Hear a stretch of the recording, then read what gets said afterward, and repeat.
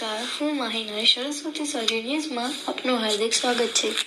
રાજપુરમાં ધૂળેટી પર્વ હથિયારના વધામણા। હથિયાર ટ્રેક્ટરમાં ગામની પ્રદક્ષિણા કરી।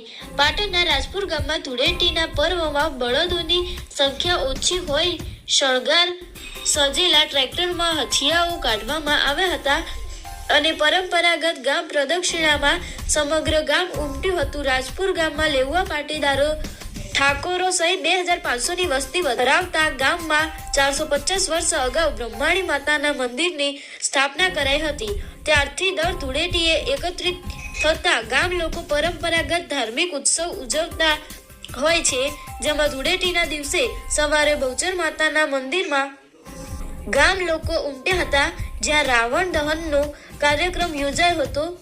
બાદમાં બપોરે 3 વાગ્યે સમસ્ત ગામના લોકો મેળાવડાની રંગત જામી હતી। આ મેળાવડા બાદ સાંજે 4:30 કલાકે બ્રહ્માણી માતાજીનો હાથીઓ નીકળ્યો હતો।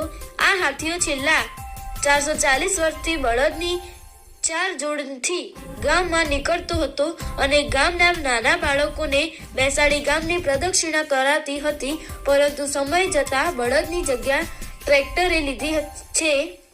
બળદોની સંખ્યા ઓછી થઈ છે અને બળદોના અભાવના કારણે છેલ્લા 15 વર્ષથી 4 ટ્રેક્ટરમાં કાઢવામાં આવે છે। બુધવારે ટ્રેક્ટર ટ્રોલીને કાસ્ટથી શણગારવામાં આવી હતી। ગામની પ્રદક્ષિણા સમયે મહિલાઓ દ્વારા હથિયારના વધામણા કરવામાં આવ્યા હતા।